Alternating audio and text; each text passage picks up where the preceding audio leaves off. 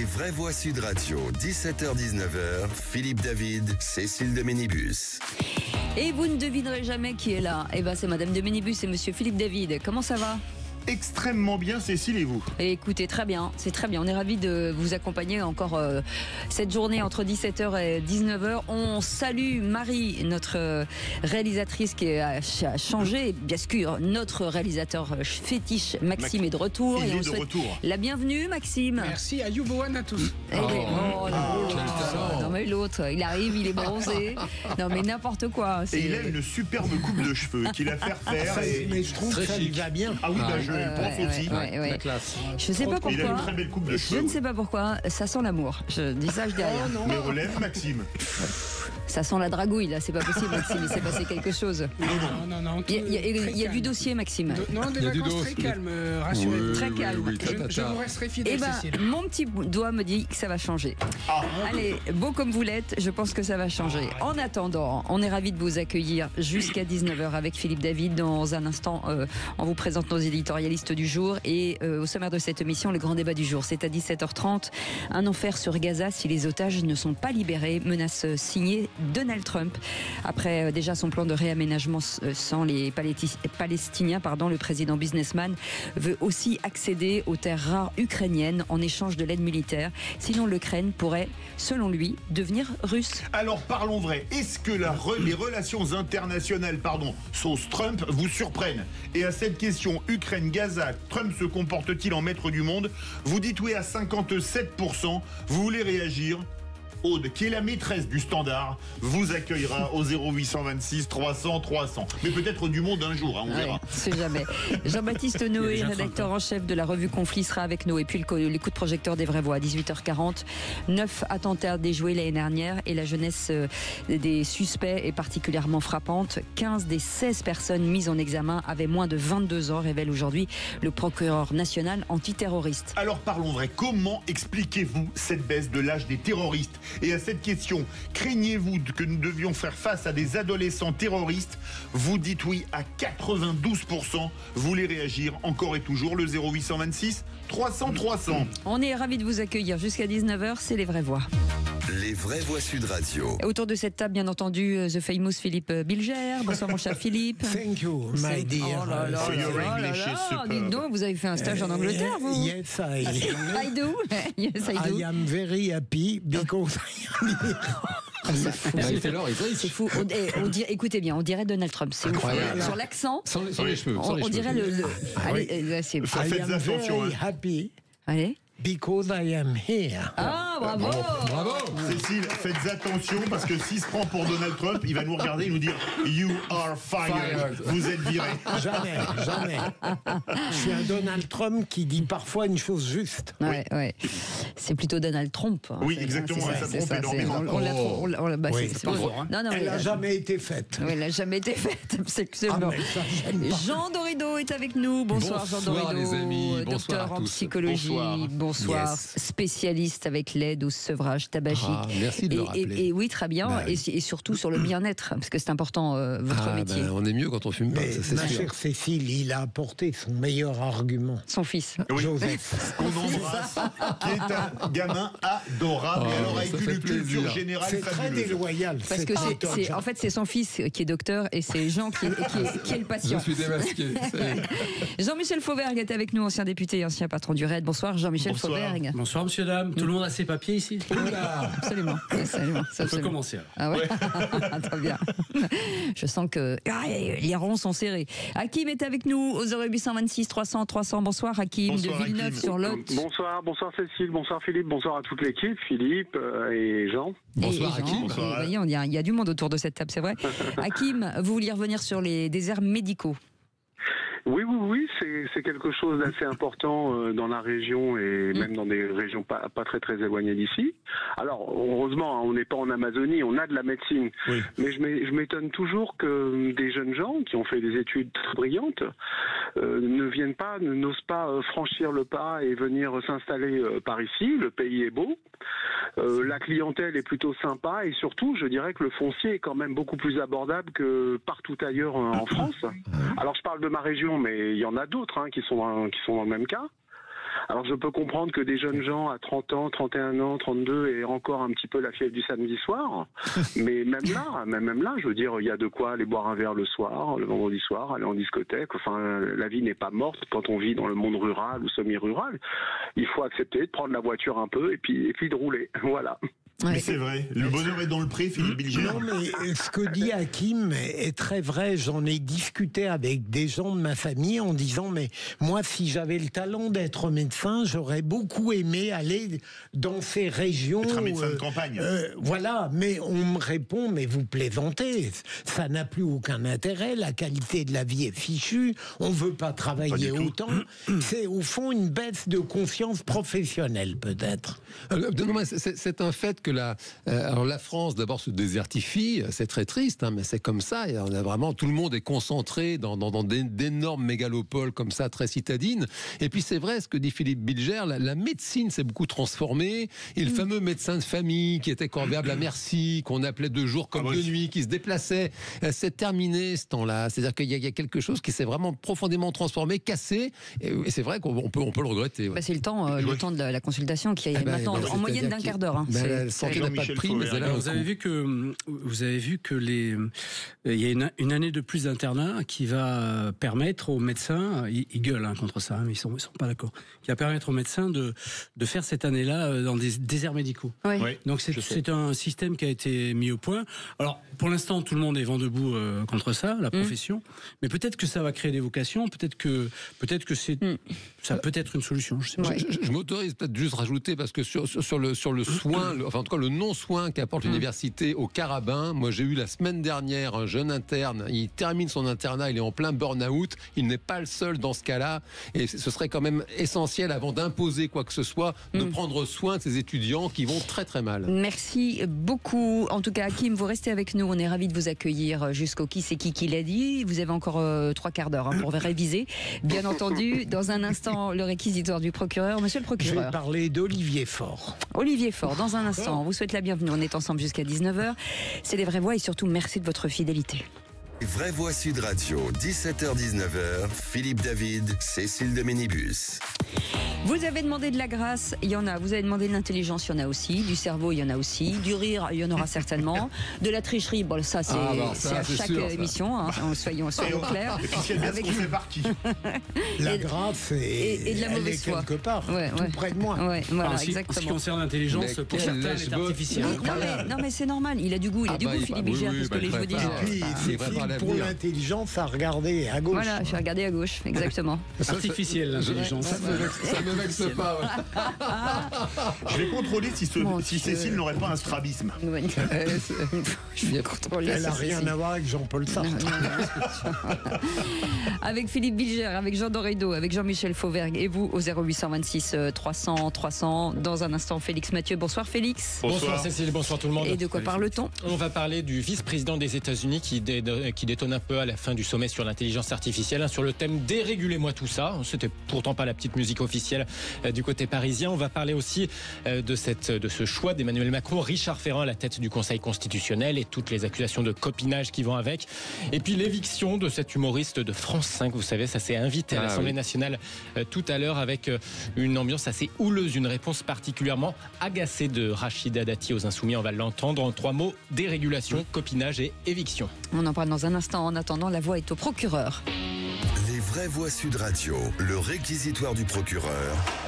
Philippe Bilger. Et c'est d'Olivier Faure que vous voulez parler ce soir, monsieur le procureur. Oui, parce que je l'ai entendu ce matin chez Jean-Jacques Bourdin et j'ai compris à quel point je ne supporte pas les détestations, les enthousiasmes globaux. J'ai écouté Olivier Faure, il m'a paru faire une très pertinente analyse des rapports entre François Hollande et Jean-Luc Mélenchon et du fait que l'un et l'autre probablement perdent perdrait la présidentielle s'il se présentait, c'était lucide.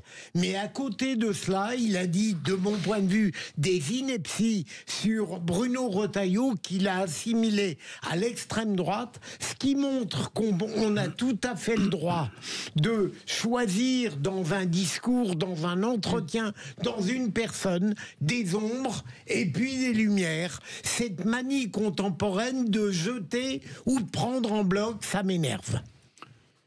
Jean-Michel Fauvergue, c'est vrai que l'extrême droitisation de tous les adversaires politiques, c'est pas un peu fatigant ? Oui, mais c'était fait en particulier par LFI. Ça, c'est à partir du moment où vous n'êtes pas sur LFI, dès que vous êtes sur son côté. Excusez-moi, ça avait déjà commencé avec Mitterrand. Hein. Oui, qualifiait De Gaulle de caoutchouc, de marché de non, mais là, avec Chirac. C'était pas avec LFI, tout le monde est d'extrême droite, y compris ceux qui sont directement à côté d'eux. Alors en fait, ce qui est en train de payer, je pense fort, c'est que il n'a pas encore tout à fait rompu les ponts justement avec LFI. Il y a quelques remues encore qui restent de cette période-là. Il n'a pas su se placer sur cette période-là et il est en train d'en payer encore les pots cassés. Mais dans quelques temps, je pense que les choses vont être un peu plus nettes. En tout cas, je l'espère. Oui, alors sur Olivier Faure, bon, alors d'abord, il me semble que d'abord le PS n'avait pas besoin de ça, mais il a quand même déshonoré le PS par cette alliance indigne et obscène avec LFI. C'est vraiment le déshonneur de la gauche. Ah oui, non, mais qui sauve des sièges. Non, mais ça, d'accord. Tous à la gamelle. Ça rappelle, vous savez, là, cette vieil aphorisme sur les radicaux de gauche jadis, qui étaient finalement les socialistes d'aujourd'hui, qui disaient ils sont comme les radis, ils sont roses à l'extérieur, blancs à l'intérieur et toujours tout près de l'assiette au beurre. Et ça, c'est vraiment Olivier Faure, c'est l'illustration parfaite. Et sur l'extrême droitisation, ça, c'est vrai que c'est un vieux truc de socialistes. Ce sont des pratiques même staliniennes en réalité qui consistent à extrême droitiser l'adversaire. Et ça fait des petits. Regardez même Vladimir Poutine, il attaque l'Ukraine. Il dit parce que d'après lui, ce sont des nazis. En fait, c'est un vieux truc complètement rance qui sent la naphtaline, qui est vraiment nauséeux. Donc franchement, c'est-à-dire, je vois à quel point je suis convaincant. Ils adoptent absolument la démarche qui est absurde. C'est-à-dire, ils démolissent Olivier Faure globalement. Il n'a pas besoin de nous, alors c'est que vrai. c'était le sujet de dire, il peut être bien là, il peut être mauvais là. Bon. Mais ça, c'est peut-être l'attitude de tout le monde. Il y a des gens. Ah oui. On a chez nous du bien et du mauvais. Non. Regardez, mon cher Jean-Michel, on sauve le formidable RAID grâce à vous, mais le député macroniste, tout de même. Du bon et du mauvais, c'est ce que vous disiez. C'est ça. Vous trouvez pas que Jean Dorido a un petit côté Jacques Chirac quand il commence toutes ses phrases en disant écoutez, voilà, c'est des années d'entraînement. Comme ça, vous voyez ce que je veux dire. Je pense que vous vous en rendez pas compte, mais même on attend la Corona. On va vous le sortir, tiens. On va vous le récupérer. Écoutez, voilà. Merci beaucoup Philippe Bilger. Tout de suite les 3 mots dans l'actu et c'est Félix Mathieu. Les vraies voix Sud Radio. 3 mots dans l'actu, Félix, qui sont dérégulation, copinage et éviction. Le sommet sur l'intelligence artificielle ne se termine pas en bonne intelligence. Les États-Unis n'ont pas signé la déclaration finale. Le vice-président J.D. Vance dit tout le mal qu'il pense de l'idée de réguler l'IA. Un fidèle d'Emmanuel Macron, Richard Ferrand, à la présidence du Conseil constitutionnel. Est-ce bien sage? Le chef de l'État confirme son choix, mais ça provoque un procès en copinage. Et puis, ambiance houleuse à l'Assemblée nationale tout à l'heure, où le petit écran s'est invité dans les débats. Rachida Dati, ministre de la Culture, a très vivement réagi à une question des Insoumis sur l'humoriste Merwan Benlazar, évincé de France 5. Les vraies voix Sud Radio. Une intelligence artificielle ouverte, inclusive et éthique. C'est le mot d'ordre signé par 58 pays à l'issue de la conférence de Paris sur l'IA. Mais d'irréductibles anglo-saxons résistent encore et toujours aux velléités régulatrices du vieux continent. Ni le Royaume-Uni, ni les États-Unis n'ont signé cette déclaration finale. D'ailleurs, le vice-président J.D. Vance a dit tout à l'heure tout le mal qu'il pense de cette idée de régulation. We believe that excessive regulation of the AI sector could kill a transformative industry. Nous pensons qu'une régulation excessive du secteur de l'IA pourrait tuer une industrie en plein essor et nous ferons tous les efforts possibles pour encourager les politiques pro-croissance en matière d'IA. J'aimerais que cette approche dérégulatrice fasse son chemin avec cette conférence. J.D. Vance, le vice-président des États-Unis, c'était donc il y a quelques heures au sommet sur l'intelligence artificielle de Paris. Est-ce que c'est pas un... Pardon, non, allez-y. Est-ce que c'est pas un des travers? On veut réguler en Europe, on veut réguler ailleurs, on veut créer. C'est-à-dire qu'en fait, l'Europe a accumulé tellement de retard sur l'intelligence artificielle, c'est complètement abyssal, c'est complètement désespérant. On a la Chine, les États-Unis, qui sont des puissances colossales, qui investissent à coups de milliards de dollars pour développer des outils qui sont absolument vertigineux. C'est-à-dire qu'aujourd'hui, vous avez même pour des diagnostics médicaux, des IA qui permettent de mieux soigner les patients, et ça n'est que le début. Et nous, on a l'impression d'être à l'âge de pierre, et de dire non, il faut surtout mettre les deux pieds sur le frein. Écoutez, citez-moi une intelligence artificielle européenne capable de rivaliser avec les mastodontes américains et chinois. Mistral. Il n'y en a pas. Mistral. Oui, justement, c'est Renault Mistral gagnant, et on va où ça l'amener. Donc, si vous voulez. Les vannes des années 80. Écoutez, on va pas se refaire. Vous devriez sortir et aller vous cacher dans... Vous confessez. Il n'y a pas de raison que Mistral ne soit pas gagnant. Voilà.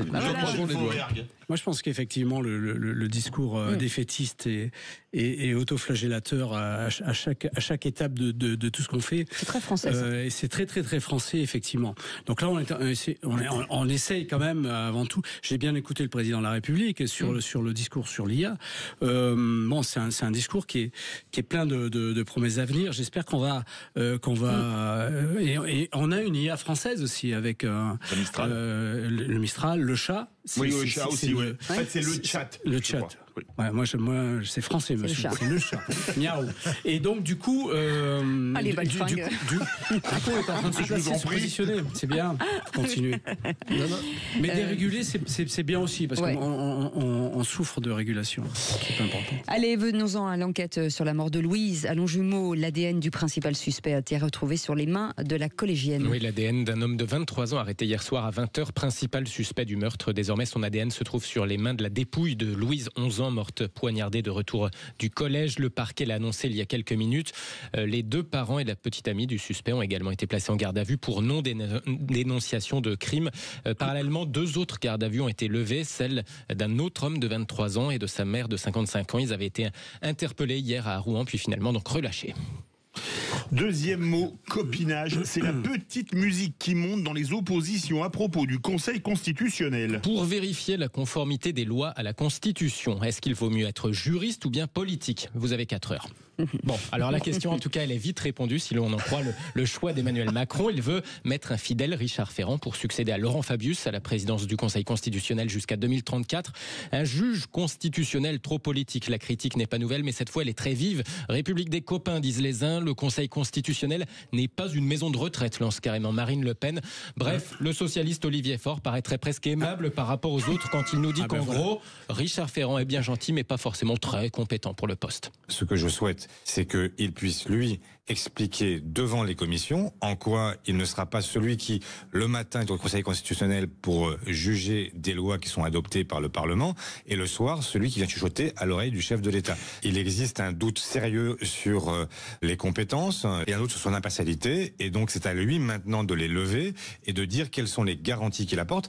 Elisabeth Lévy a rappelé qu'il avait été celui qui avait appelé à un 3e mandat du chef de l'État. Si le chef de l'État démissionnait, il y aurait une interprétation à avoir de la Constitution pour savoir si le président de la République, n'ayant pas assumé 2 mandats complets, est en mesure de se représenter ou pas. Le premier secrétaire du PS au micro de Jean-Jacques Bourdin dans le Grand Matin Sud Radio, Olivier Faure regrette au passage le seuil élevé des 3/5 nécessaires au Parlement pour pouvoir s'opposer à une telle nomination.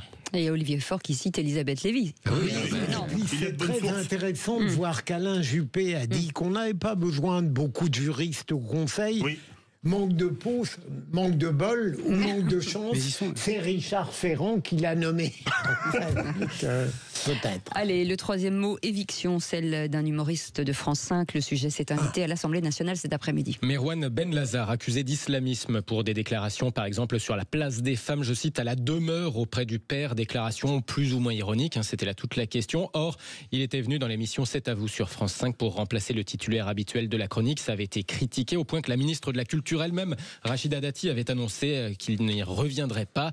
Levée de bouclier du côté notamment des Insoumis sur le thème de la censure, du retour du ministère de l'Information, critique auquel elle a donc vivement répondu tout à l'heure. Vous allez m'écouter, et vous allez m'écouter jusqu'à la fin. Donc est-ce que les propos étaient répréhensibles ? Non. Est-ce que les propos étaient choquants? Oui. Je veux redire, la liberté de recrutement et de choix des animateurs et des journalistes, c'est l'antenne et la production. Ça n'est pas moi. Ensuite, là où je rejoins votre indignation, rien ne justifie une déferlante de haine. Rien ne justifie le racisme. Juste pour conclure, je veux aussi dire, parce que vous l'avez rappelé, rien ne justifie l'essentialisation systématique. Faudrait aussi que l'humoriste arrête de dire qu'il a été viré par une arabe. Voilà, Rachida Dati tout à l'heure à l'Assemblée nationale qui reprend donc les mots de l'humoriste qui avait réagi suite à l'annonce de son éviction.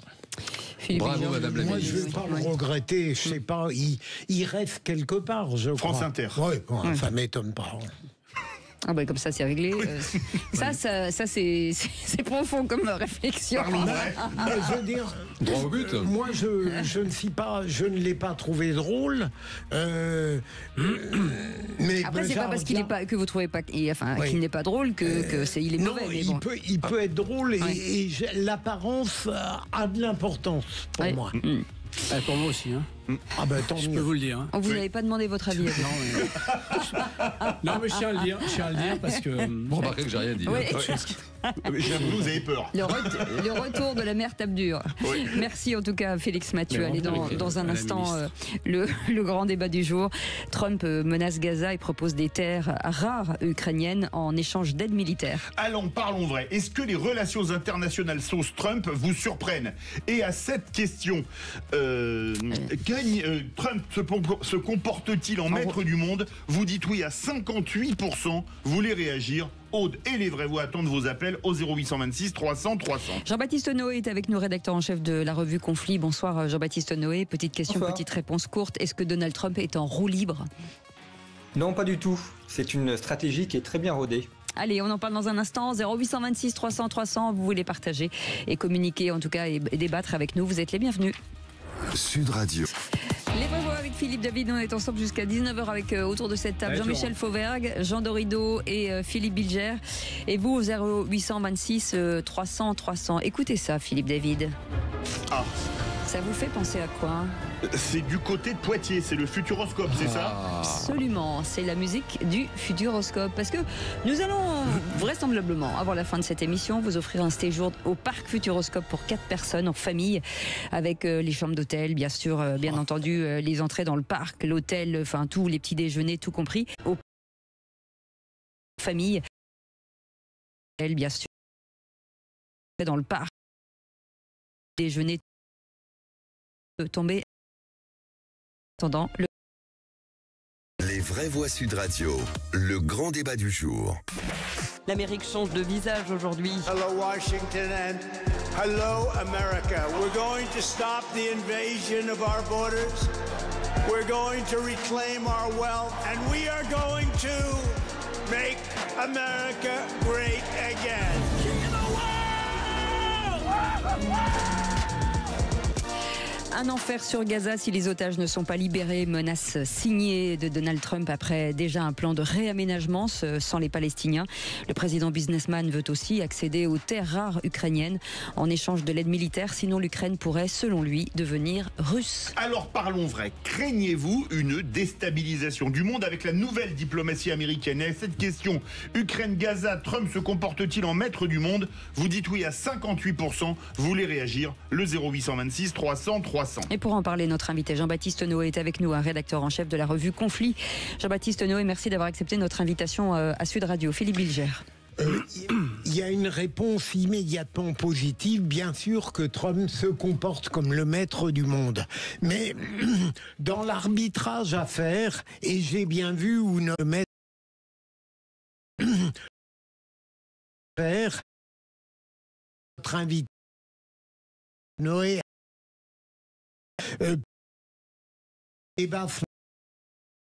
Lévy et Françoise Degois, c'est exactement celui dont on va débattre.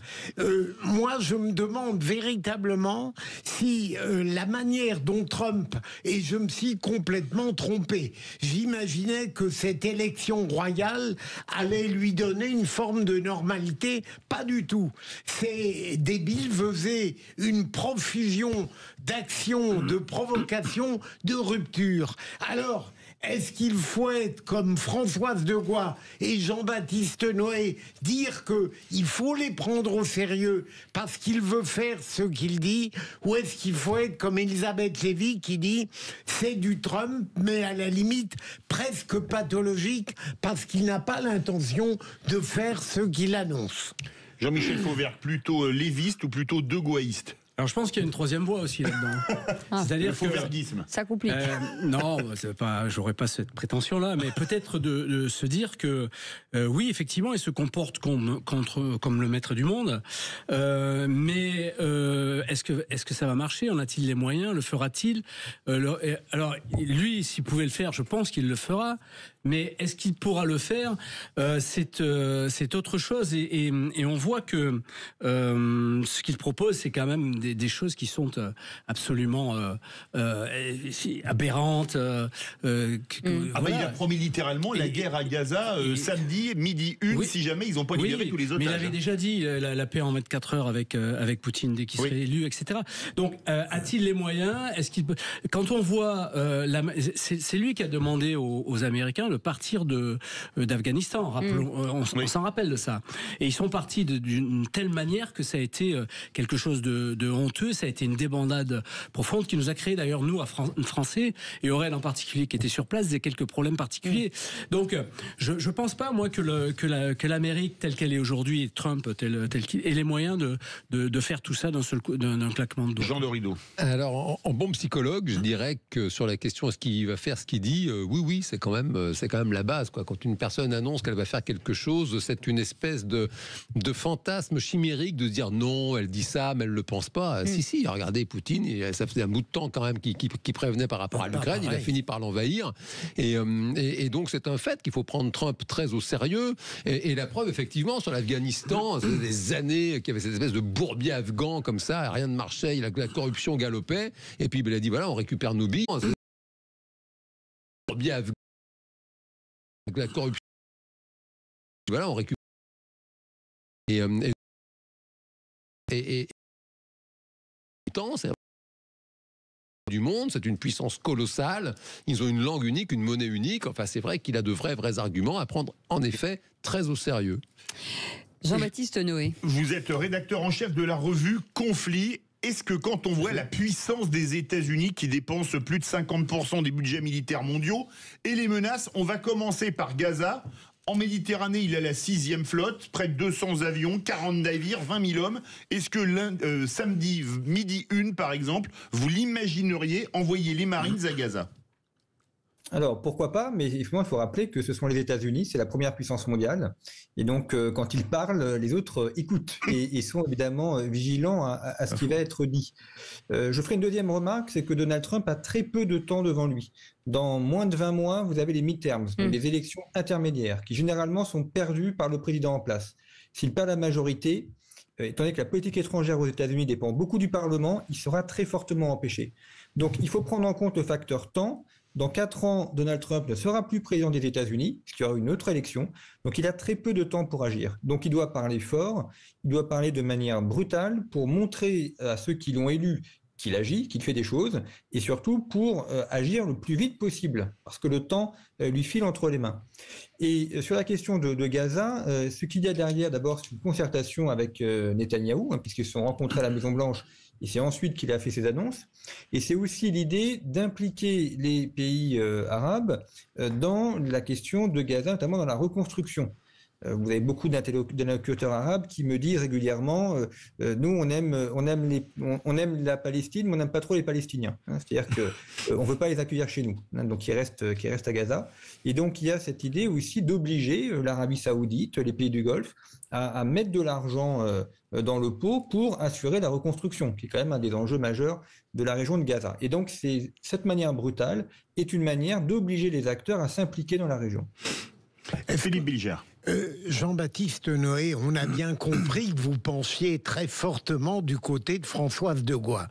Mais vous avez tout à fait le droit de le faire. Mais plus sérieusement, est-ce que vous ne croyez pas qu'il y a une étrange propension chez Donald Trump à quitter, évidemment, non seulement la diplomatie classique, mais à sortir de la gestion internationale des problèmes qui surviennent dans tel ou tel pays, mais à prétendre à créer un nouvel ordre mondial par des initiatives qui sont de véritables provocations et créations. Est-ce que ça n'est pas une nouvelle diplomatie, celle du rapport, même pas de force, mais des annonces provocatrices?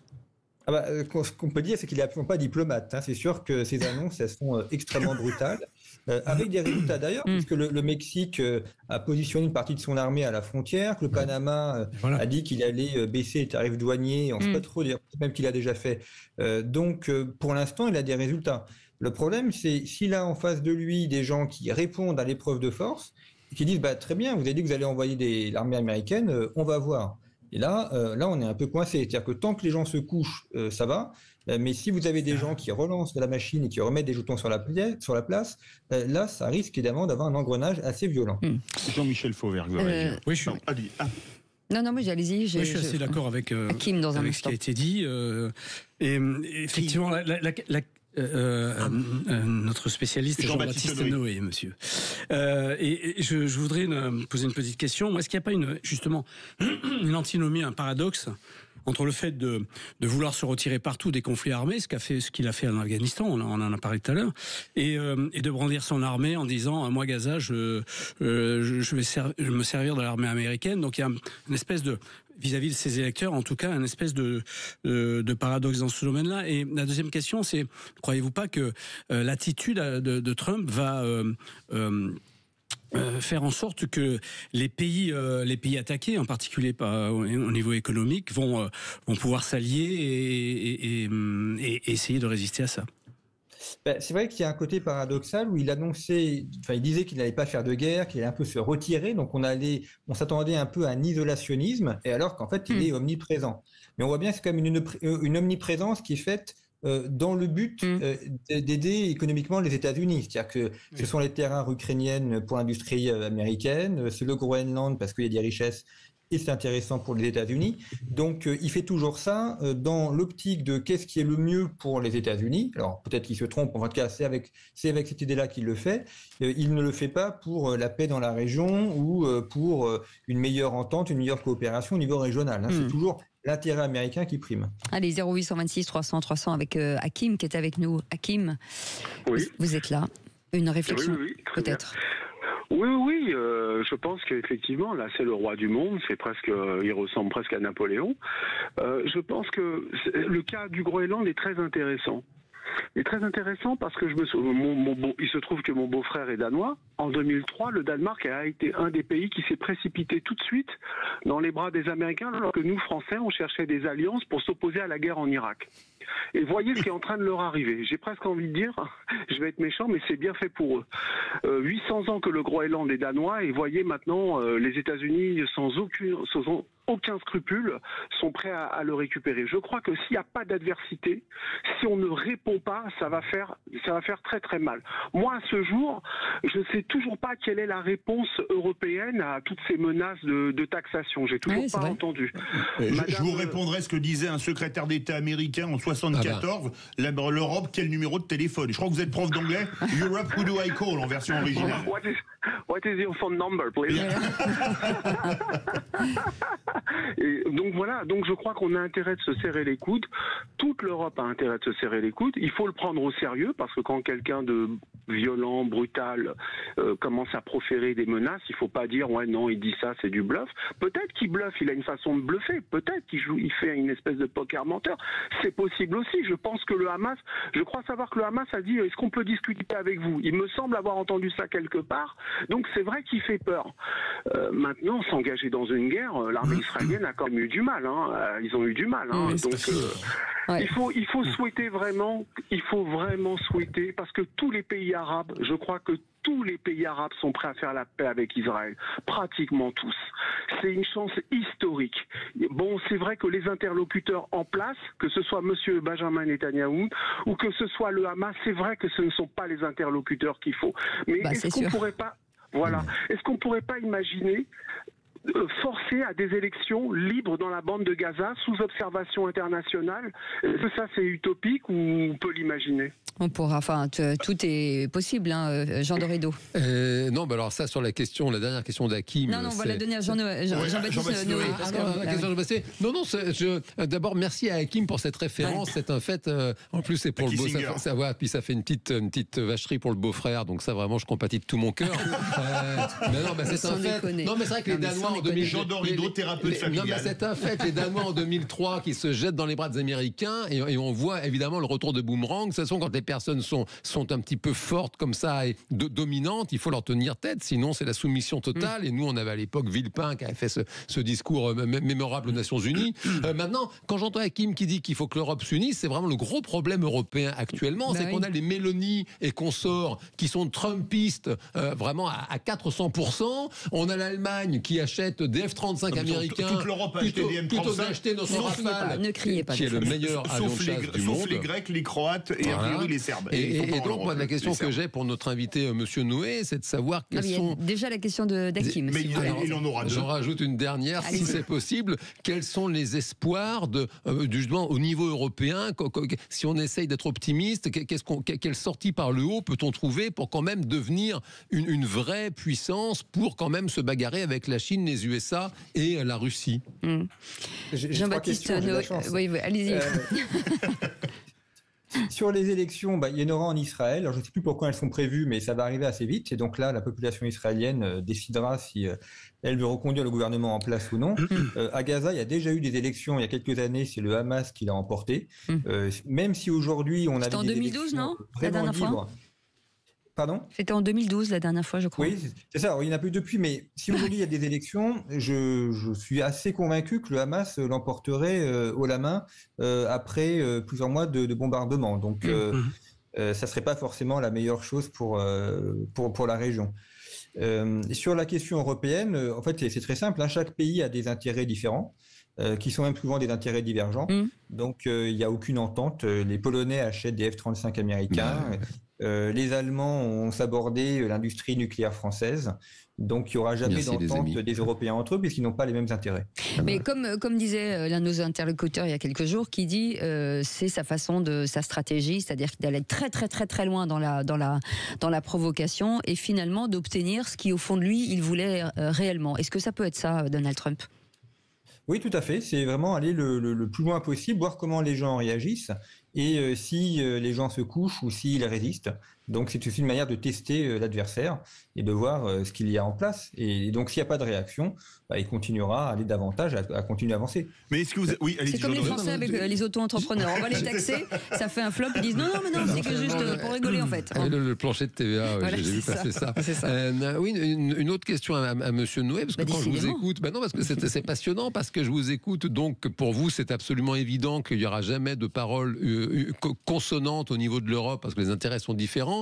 Mais alors, est-ce que ça veut dire qu'il faut aller vers une espèce de Frexit ou de reconstruction européenne avec des acteurs beaucoup plus resserrés, avec des vrais... Quand même, à l'époque, la communauté du charbon de l'acier, c'était vraiment des intérêts très resserrés. Oui, on était à 6, on n'était pas à 27. 40 secondes, Jean-Baptiste Noé. Oui, en fait, ça dépend ce qu'on entend par Europe. Il y a des accords qui se font très bien sur les questions de Schengen, sur les questions économiques.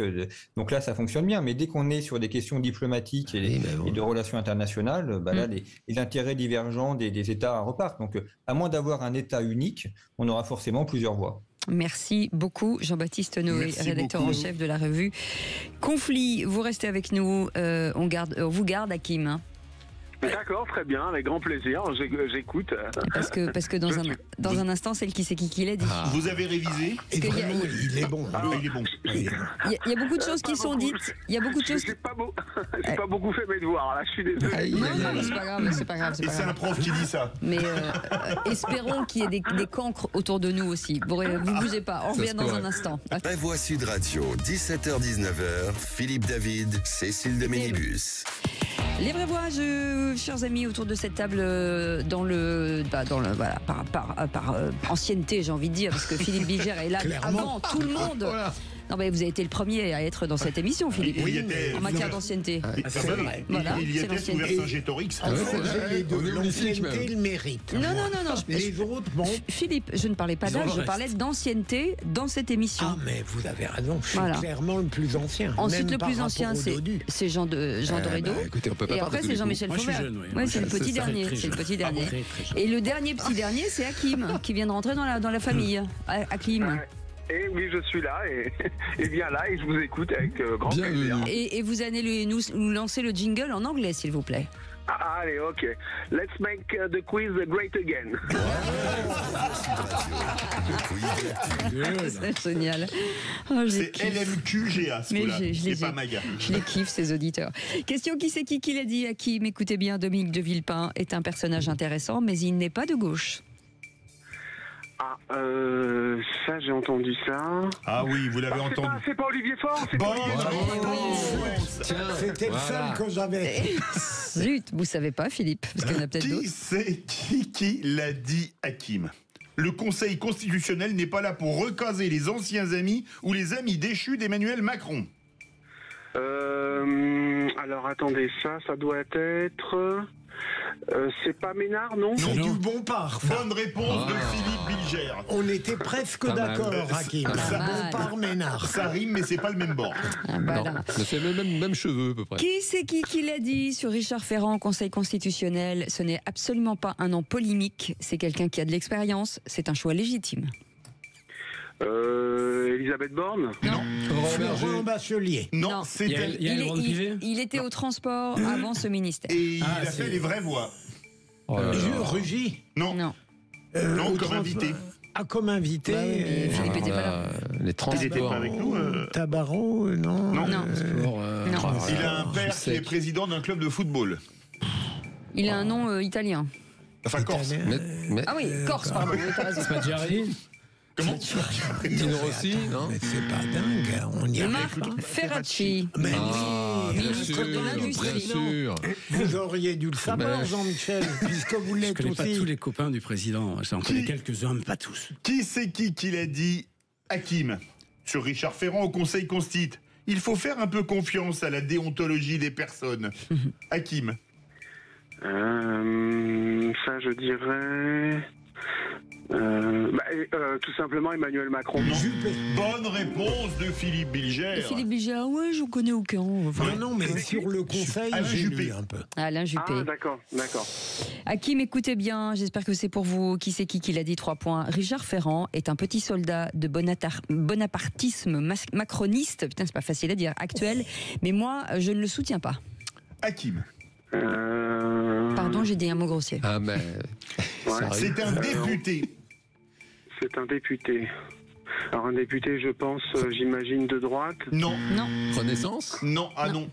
À la commission? Non, mais qui s'est fait, on va dire, un peu pousser de son parti au moment des législatives, on va dire ça comme ça. Coquerel, non. Vercane, là. Garrido? Non. À l'autre? Son mari, là. Bonne réponse de Philippe Bilger. Je suis écœuré. Mais j'ai pas osé vous le prendre, Jean. Ah là.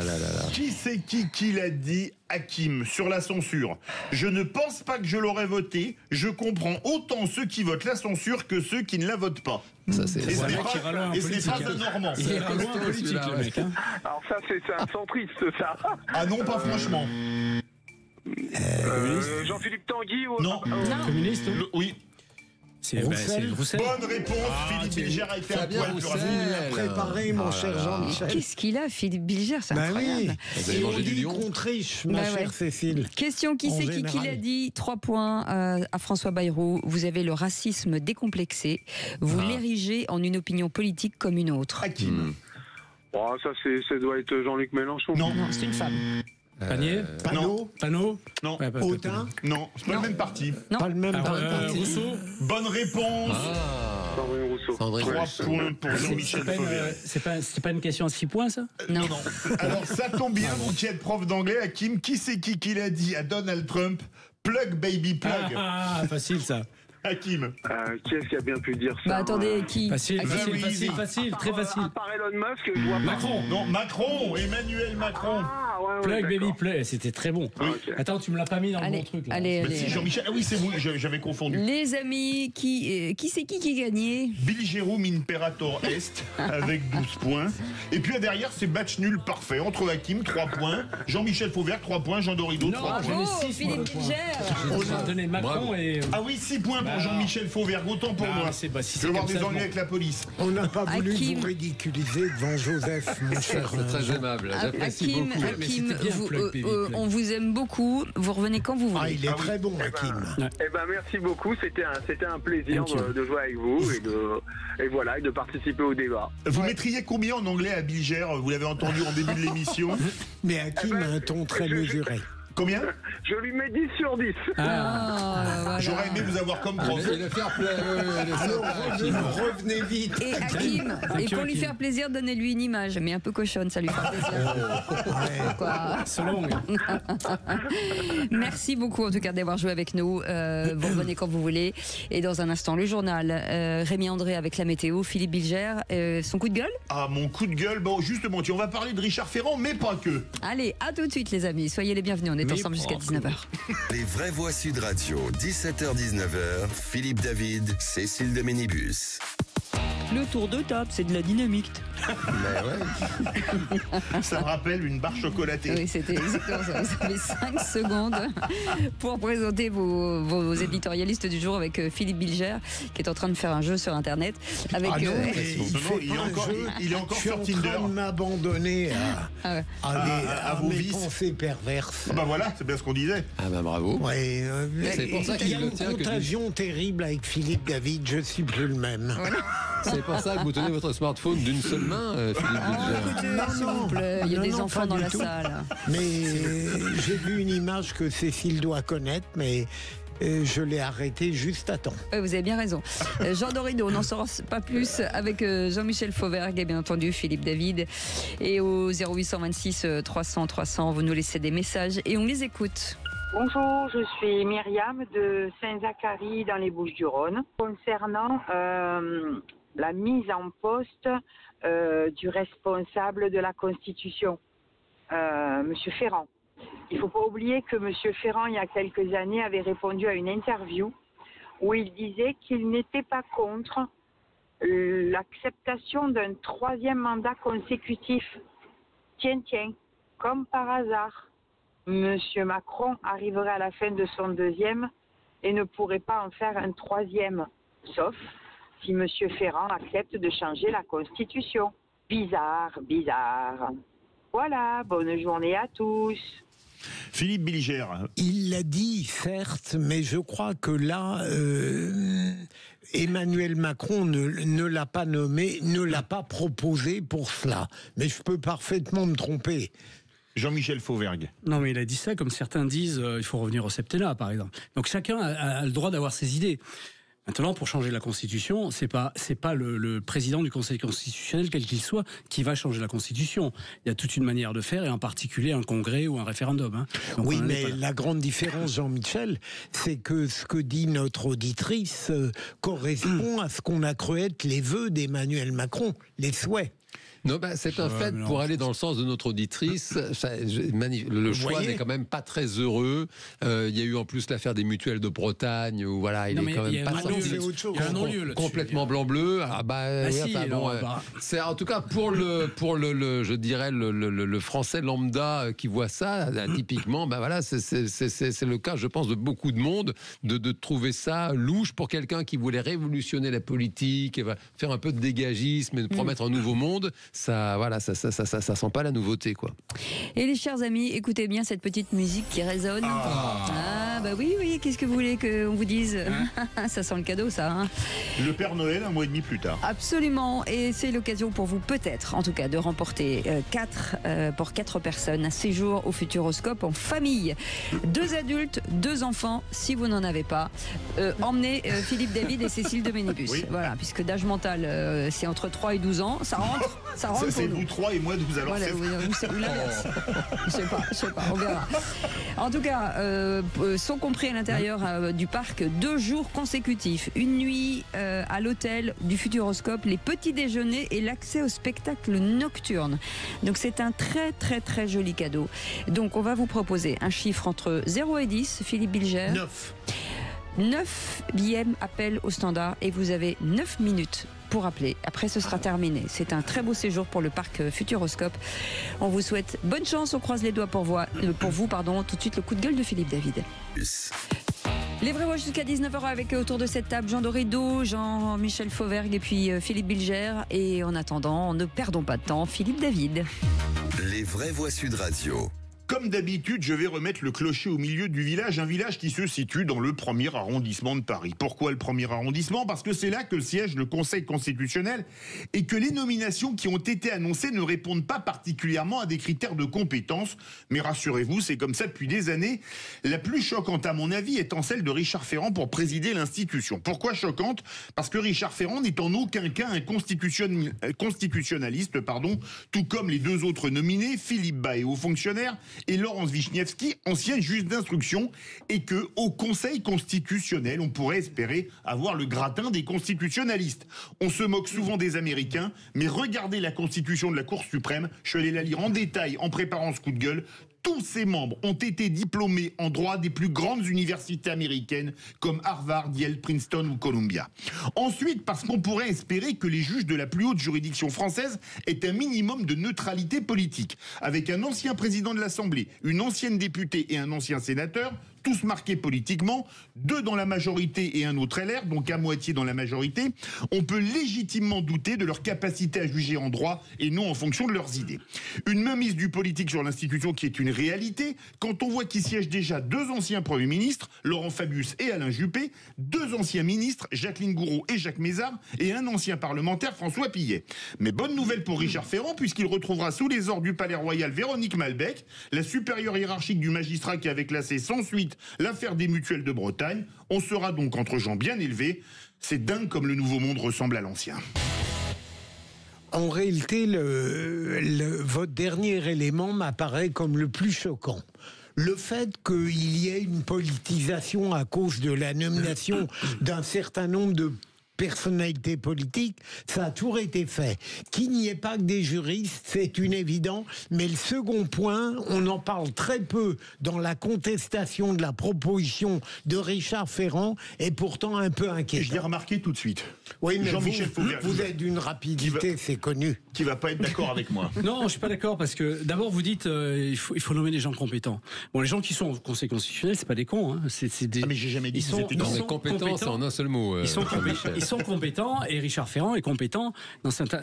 Il a été président de l'Assemblée nationale. Le Conseil constitutionnel, ça choquerait pas qu'il y soit. Ça, c'est la première chose. Ensuite, vous nous avez cité tout un tas de diplômes dans les autres pays, etc. Donc, il faut des gens à diplôme. Alors, mettons des gens à diplôme et ne faisons pas d'ouverture sur qui que ce soit. Donc, je suis pas d'accord sur ce deuxième argument. Le troisième argument, c'est la maturité, la neutralité politique.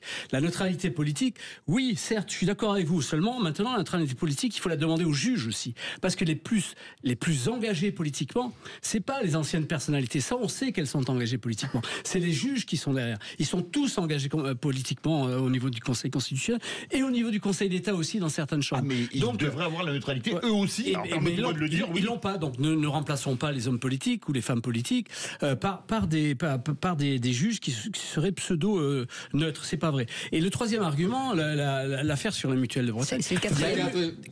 Je suis d'accord avec Cécile de Ménibus. J'ai compté le Conseil constitutionnel. Le nombre de coups tirés. La mutuelle de Bretagne. Il y a eu un non-lieu là-dessus ou un acquittement.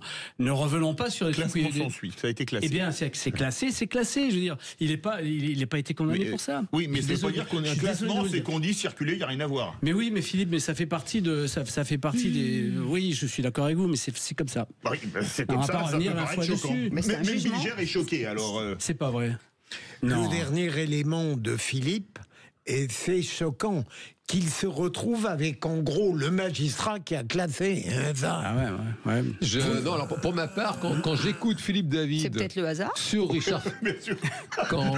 Quand j'écoute Philippe David, j'abonde profondément, pleinement, parce que c'est un fait, c'est vraiment ce que j'ai tenté d'évoquer tout à l'heure, dit avec beaucoup plus de talent, beaucoup plus de clarté. Vous ou Philippe David? Non, quand j'écoute Philippe David, vraiment, c'est vraiment ça. C'était des promesses de nouveau monde, et on retrouve la vieille politique politicienne. Et sur les diplômes, pardon de le dire, Jean-Michel, ça n'a rien à voir. La Chambre des députés, c'est très bien. Ce sont des personnes qui font la loi, donc c'est bien que ce soit éclectique, qu'il y ait de tout. En revanche, la Constitution, c'est un truc de technicien, c'est un truc de ceinture noire du droit. Il faut vraiment des grosses têtes dans le droit. Et c'est un fait, les Américains ne sont pas des imbéciles, ils ont du sens pratique. Et c'est pas un hasard qu'il n'y ait que des hauts diplômes en droit pour travailler sur la Constitution. Et je m'inscris en faux c'est quand même nécessaire. Je m'inscris en faux sur le fait que c'est des techniciens. En fait, ils s'appuyaient au départ sur la Constitution. Ensuite, ils se sont appuyés sur les lois qui ont valeur constitutionnelle, comme les préambules de Constitution. Et après, ils se sont appuyés sur leur propre jurisprudence. C'est-à-dire que le Conseil d'État crée de la jurisprudence en s'appuyant sur la jurisprudence. C'est-à-dire que comme hier, il a dit, le Conseil constitutionnel a dit vert, ils vont continuer vert pâle, vert clair, etc., etc. C'est pas vrai tout ça. Il faut vous êtes copain avec Richard Ferrand, vous. Il y a un truc, là, c'est pas possible. Vous pouvez le dire, c'est pas grave, Jean-Michel. Je vous dis que j'ai beaucoup aimé Richard Ferrand en tant que président de l'Assemblée nationale. Il avait une certaine hauteur, et il avait une certaine franchise, et une certaine liberté. Pour pouvoir trancher les choses, y compris vis-à-vis des... il donnait raison vis-à-vis des oppositions. Je pense que le message est passé. Et espérons que ce soit un maréchal, en tout cas, dans cette situation.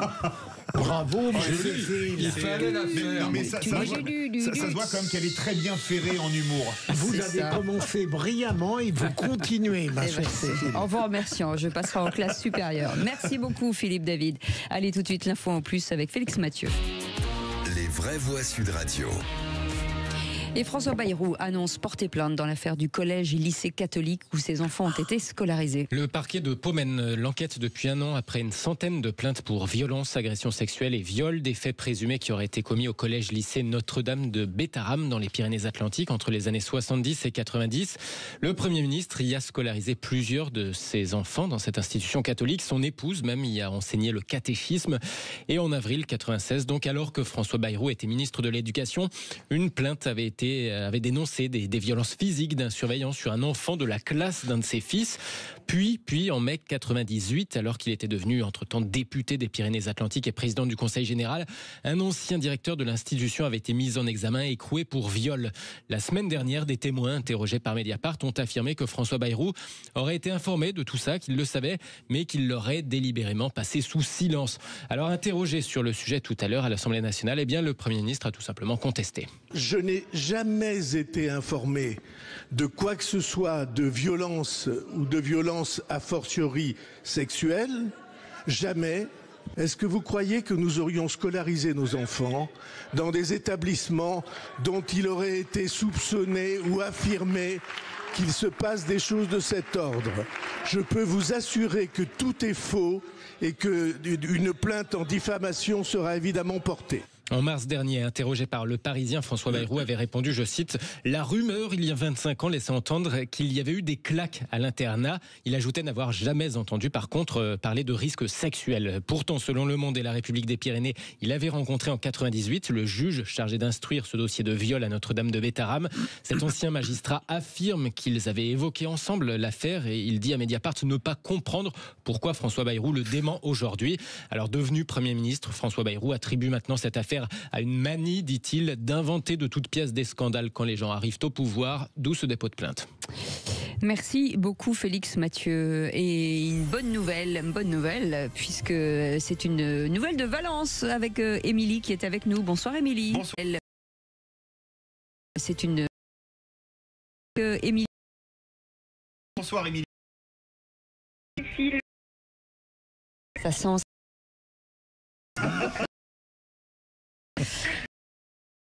Vous faites quoi dans la vie, Émilie ?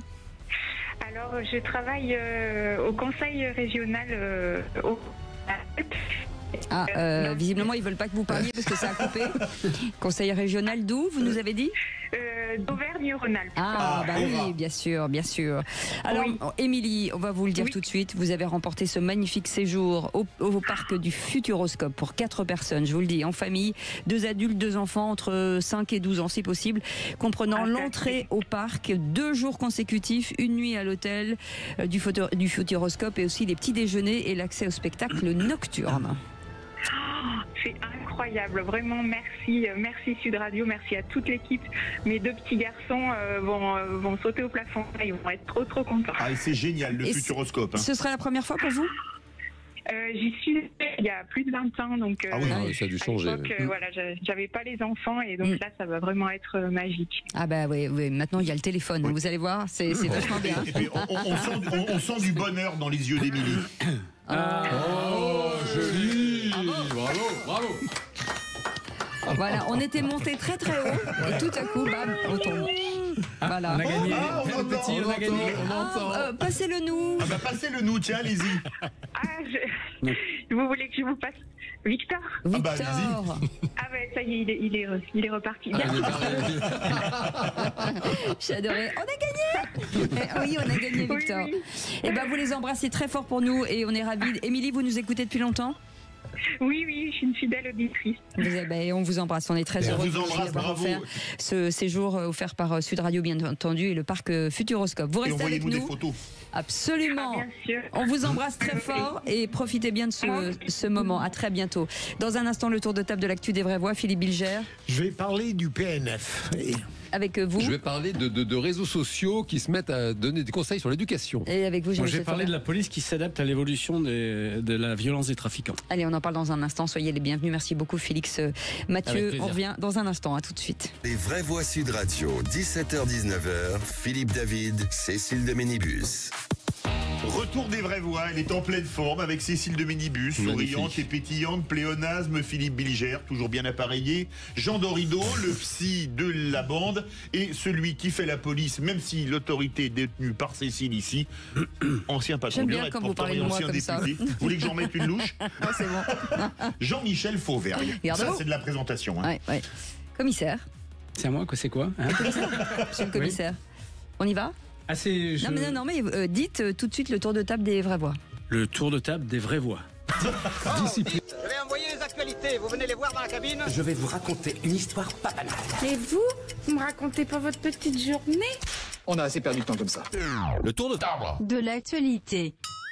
Et Philippe Bilger voulait nous parler du PNF dans le procès Sarkozy. Oui, alors j'ai écouté dimanche soir sur BFM TV un débat rituel entre 2 amis, Robert Ménard et Franz Gilbert. Ils ont été formidables, sauf qu'ils ont proféré, et je ne leur cache pas, sauf je l'ai la magistrature aurait voulu scandaleux.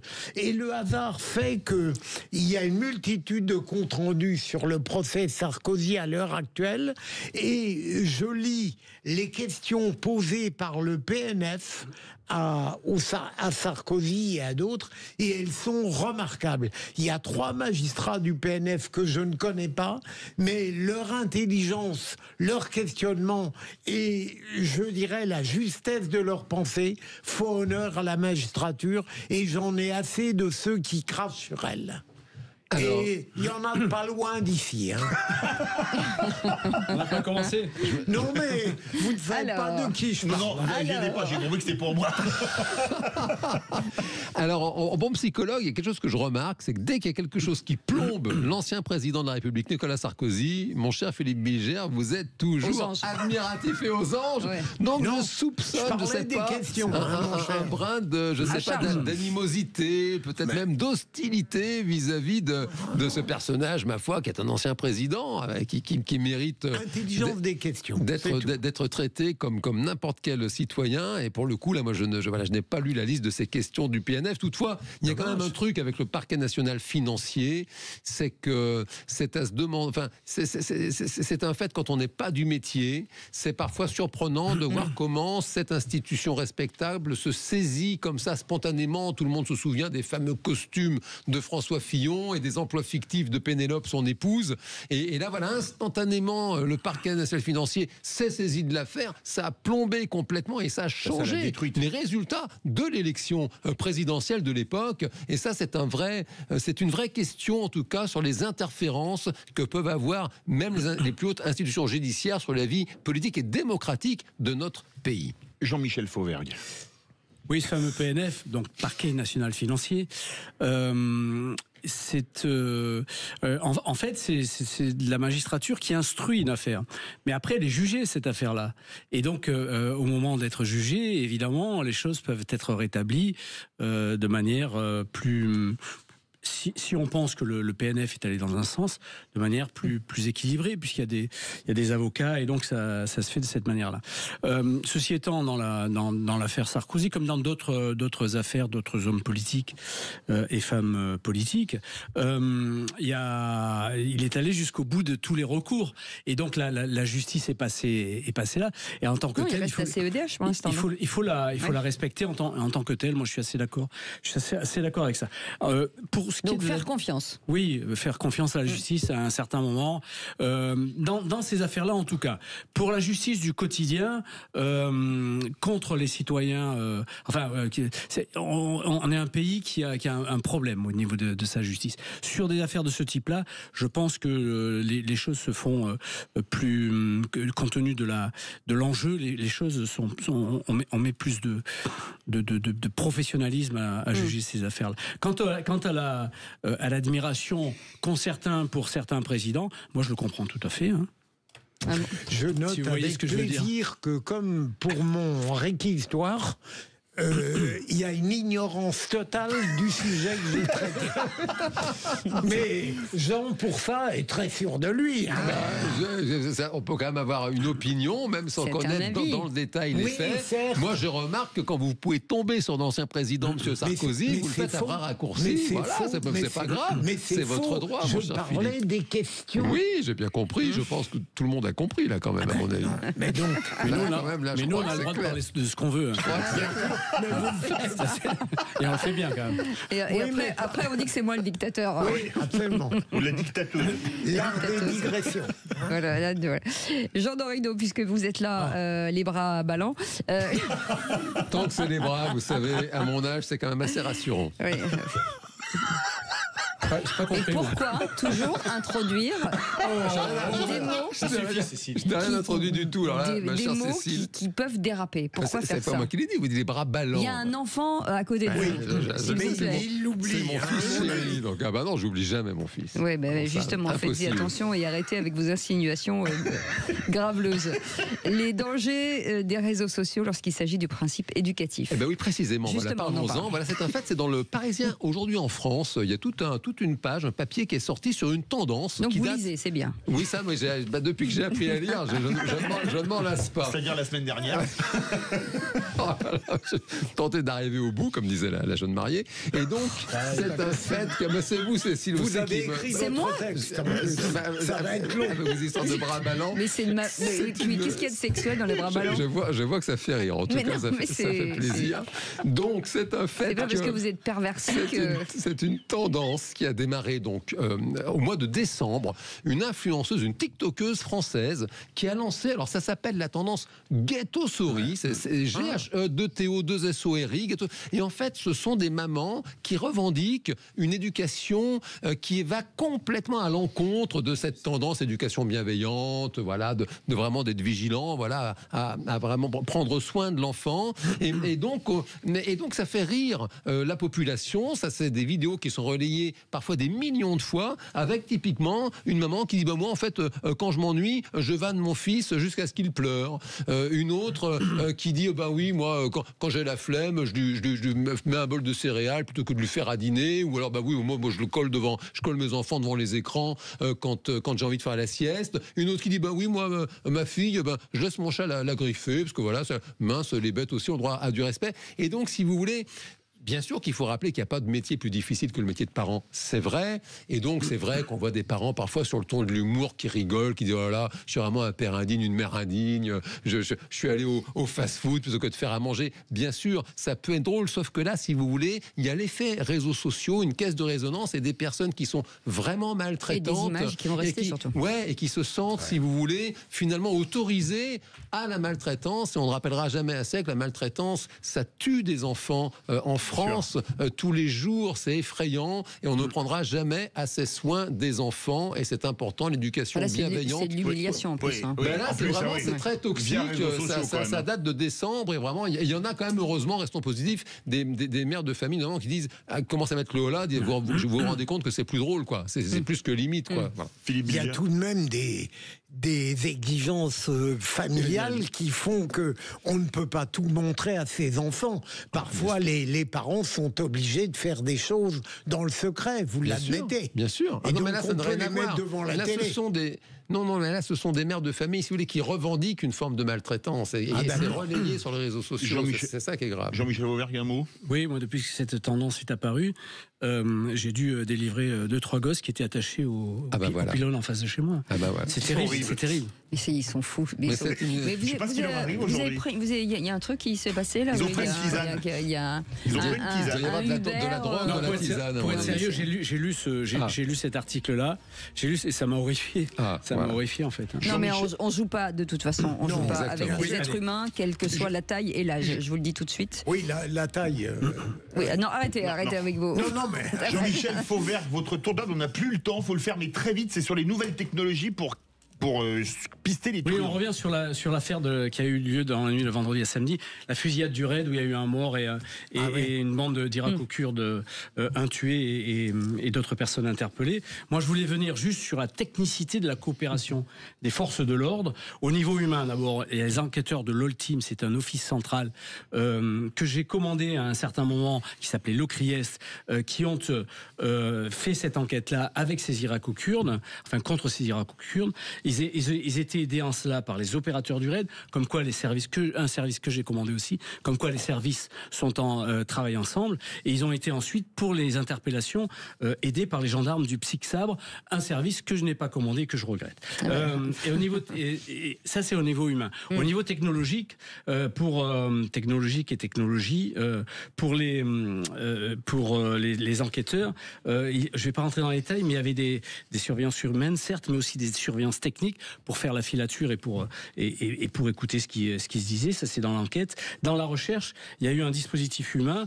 Je parle de la recherche une fois que la fusillade a eu lieu et qu'il y a des Irako-Kurdes qui sont partis dans la nature. Il y a eu un dispositif humain, certes, mais aussi il y a eu des dispositifs techniques. Et là, je révèle rien parce que ça a déjà été révélé. Des dispositifs de vision nocturne avec les hélicos de la gendarmerie, comme des dispositifs de drones thermiques du raid qui ont été interpellés. Et d'autres moyens qui sont non divulgables et donc je me tairai dessus.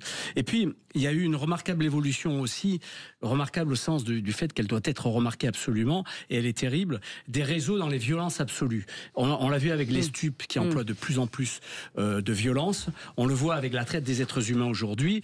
Il y a aussi de plus en plus de violence dans les réseaux de trafic de cigarettes, de contrebande et de contrefaçon, et ça c'est quelque chose d'inquiétant pour l'avenir. Et malheureusement on ne pourra pas réagir. Allez, vous restez avec nous dans un instant, le coup de projecteur des vraies voix. On est très en retard, pardon, à tout de suite. Les vraies voix Sud Radio, 17h-19h, Philippe David, Cécile de Ménibus. Les vraies voix autour de cette table, les amis, jusqu'à 19h. Oh là là, ça va venir vite. Philippe Bilger, Jean Dorido, Jean-Michel Fauvergue et Philippe David, bien entendu. Et c'est le coup de projecteur des vraies voix. Les vraies voix Sud Radio, le coup de projecteur des vraies voix. À la suite de cet attentat déjoué, 16 personnes ont été mises en examen, dont 15 avaient moins de 22 ans. On est évidemment préparé pour ça, mais ceux pour qui la charge émotionnelle est trop importante peuvent se mettre sur le côté. Je veux pas qu'on laisse place à nos émotions personnelles. 5 hommes ont été interpellés. Ils sont âgés de 20 à 23 ans. 2 au moins sont étudiants. Tout ce que je peux vous dire, c'est que la main qui vous frappe, elle va encore vous frapper.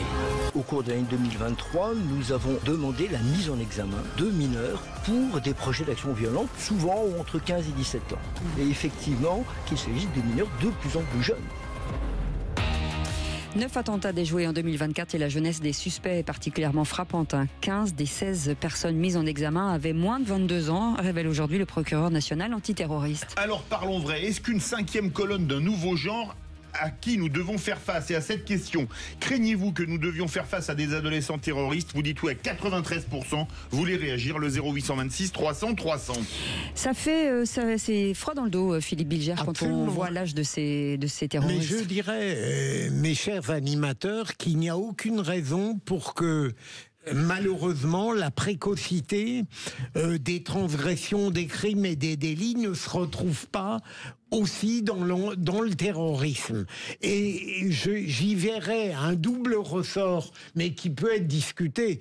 Je considère que à cet âge-là, il n'y a pas, en général, la culture qui apporte l'intelligence, la distance, la nuance et qui, parfois, permet de réfléchir aux conséquences du pire. Et deuxième élément, il me semble que, sous le contrôle de notre psychologue, qui sera bref, forcément, c'est le fait qu'il y a à ces âges-là une violence qui est naturellement prête à se libérer, peut-être plus lorsqu'on arrive même pas aux âges crépusculaires, mais à la maturité.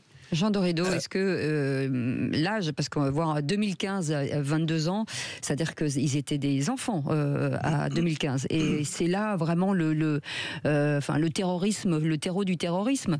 Mais c'est quoi? C'est les réseaux sociaux, selon vous? Alors les réseaux sociaux, bien sûr, ça booste, si j'ose dire, le recrutement. Maintenant, bien sûr, oui, Philippe Bilger a raison. Ce sont la jeunesse, c'est l'apanage de la violence. On le voit dans tous les mouvements politiques. Regardez les Khmers rouges à l'époque de Pol Pot. Ce sont les pires, si vous voulez, parce qu'un enfant, justement, il n'a pas encore l'éducation, il n'a pas encore intégré les normes sociales. C'est le problème des enfants soldats, on le voit, qui sont bien sûr après coup traumatisés, mais dont il est possible de faire n'importe quoi, si vous voulez, parce qu'ils n'ont pas ce sens morale qui effectivement vient avec le temps, avec le développement des cultures, des connaissances.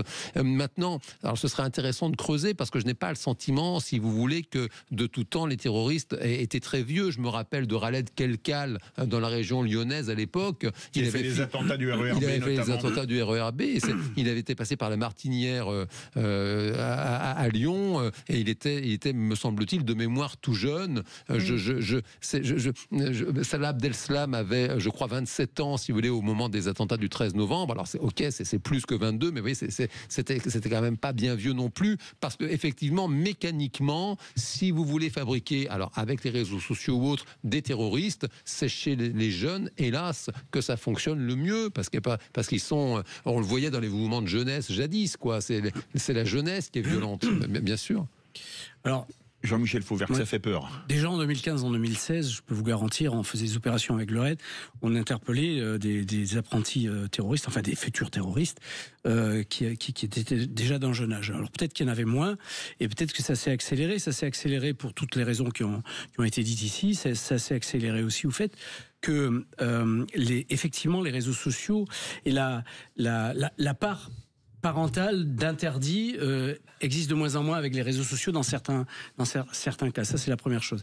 La deuxième chose, la victimisation est un grand moteur pour passage à l'acte à un certain moment. La victimisation, ça veut dire personne ne nous aime, même si on n'a rien tenté, et même si c'est pas vrai.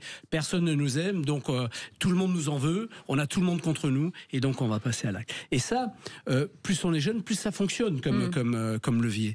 Et donc, et puis, on a des gosses aujourd'hui qui sont plus matures qu'avant, qui sont plus physiques, enfin matures, peut-être pas intellectuellement, mais qui sont plus physiquement plus puissants physiquement. Puissants qu'avant. Mais alors, on le voit dans le terreau. Rappelez-vous les profils des gens qui nous ont fait des émeutes. Dans le terrorisme. Rappelez-vous le profil de ceux qui nous ont fait des émeutes à plusieurs milliards et avec une violence inouïe. Et cela, il peut y avoir bascule ensuite sur le terrorisme à un certain moment. Et puis c'est un fait, si vous voulez, que la jeunesse, elle est facile à manipuler, si vous voulez. Et puis c'est effectivement, quand vous réussissez à exciter quelqu'un, un jeune, par définition, si la famille en plus un petit peu en déshérence, il n'a pas d'attache. Après, avec le temps, typiquement, il y a un petit ami, une petite amie, une famille, et donc la personne n'est plus manipulable de la même façon parce qu'elle est justement insérée socialement. Donc c'est vrai que la jeunesse, c'est vraiment un terreau avec notamment en plus la faillite de la famille, l'incapacité à transmettre justement les normes sociales qui permettent de vivre en bonne intelligence les uns avec les autres. Et pas de normes non plus au niveau de la... Enfin, ça existe au niveau de la loi, mais au niveau de l'application de la loi avec la justice, en très peu de normes. Et avec la conséquence paradoxale que la jeunesse est parfois l'âge de l'absolu, et comme vous le dites très bien, Jean, on peut lui présenter le pire et le terrorisme comme le sommet odieux d'un absolutisme. Bien sûr, bien sûr. Est-ce que quelque part, c'est pas terrifiant parce qu'on a l'impression que ces jeunes n'ont plus aucun, je vais faire de la psychanalyse sur moi? Ah bah de toute façon, les normes sociales, si vous voulez, c'est le moi, c'est ce qui empêche de passer à l'acte. Le norme sociale, c'est le terme moderne, scientifique, pour effectivement parler de ce que Freud appelait le surmoi. C'est vraiment ce qui permet de structurer, c'est l'interdit, c'est le regard justement des professeurs, des parents, de l'institution, voilà, qui vous disent ce qui ne se fait pas.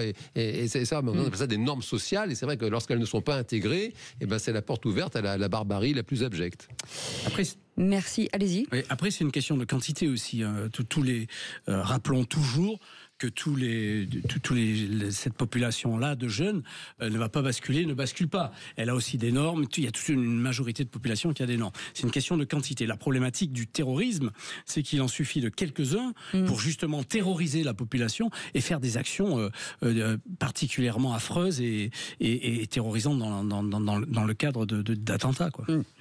Merci beaucoup. Merci Philippe Bilger. Merci beaucoup Jean Dorido. Merci beaucoup Jean-Michel Fauvergue. Merci à vous de nous avoir suivis jusqu'à 19h. Dans un instant, chers amis, on va vous parler de deux belles du Cotentin et puis de Nîmes Métropole qui aujourd'hui redouble en tout cas d'efforts pour devenir une des régions et en tout cas des lieux attractifs pour l'emploi. On en parle dans un instant.